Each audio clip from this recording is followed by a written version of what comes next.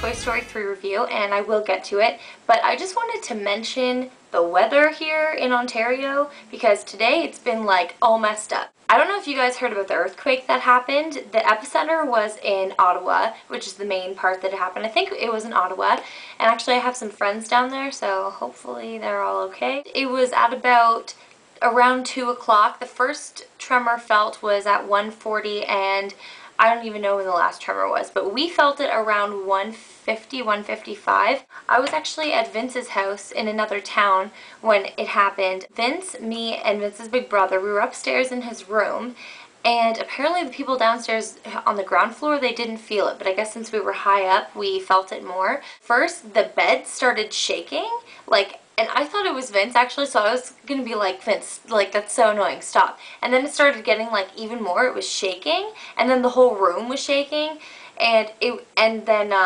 he has these sliding mirrors to cover his closet, and then they were shaking and stuff, and I actually thought they might break or something. And Vince and I noticed, and we're like, what's going on? And Vince's big brother is just playing World of Warcraft, and he didn't even notice. I don't even know how you don't notice the earthquake that's happening around you, or the tremor, or whatever it was. And so we're like, hello?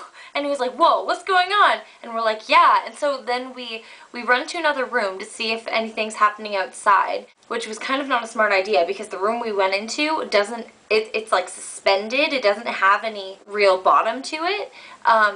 So it wasn't very smart, but it lasted about 20 seconds, but it was actually really freaky. We're like, wait, did we just have an earthquake in Ontario? And I actually went to Twitter to tweet about it, and it was over capacity for a good minute after it happened, so I don't know if that has to do with the earthquake or not, but, and then I looked at other people's tweets, and they're like, whoa, did we just have an earthquake? It's not like it was a huge earthquake for us, we just felt it, but it was just really weird for that to happen. And then, to add on to that weather, we're driving home and get hit by this huge, buckets of rain. It was like there were waves in the air. It was just pouring. I can't even explain to you. I actually have a video. I tried to get it on video, but you can't really see rain that much. I promise you, we couldn't even see 5 feet in front of us. So here's a little clip of me trying to videotape the rain. We actually had to pull over because we didn't feel like it was safe enough to drive on the roads. Here it is. Yeah, we're pulling over. So there are people that have pulled over behind us, even though you can't even see because of the rain. Look. Man, it doesn't even look like that much on camera, I promise. It's like buckets right now. It's raining so much. And then my mom calls me from her cell phone, and then she was telling me that there were tornado warnings. I'm kind of trying to be prepared for the tornado weather. I'm home alone right now, but I know what to do, obviously. I know what room to get in. But yeah, the weather's just been really weird today. Okay, so on to the movie review. I saw Toy Story 3 last night, and it was amazing, you guys.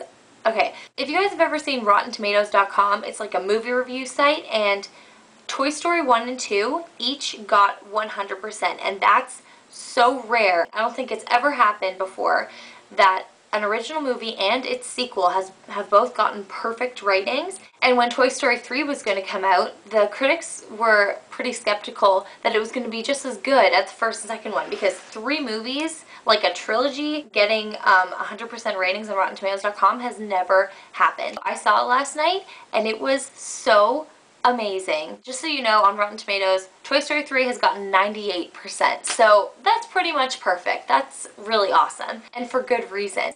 It had so much humor in it. It was really, really funny, and not just for the kids, for the adults too. And what's funnier is that there were more adults in the movie theater, or people my age, than kids, because we're the ones who grew up with Toy Story and were most excited to see it. So they introduced these new characters, like this big fuzzy huggable bear and this creepy looking doll. I cried. I tried really hard not to cry. Bring a Kleenex, you guys.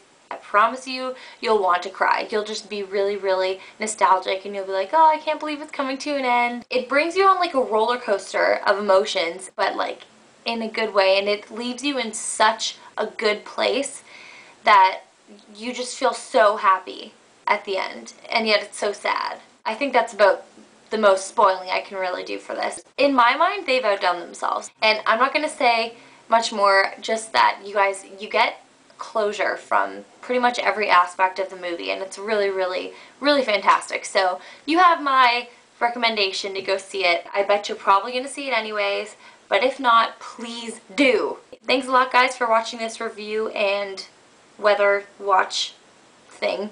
I'll talk to you guys later. Love you. Bye.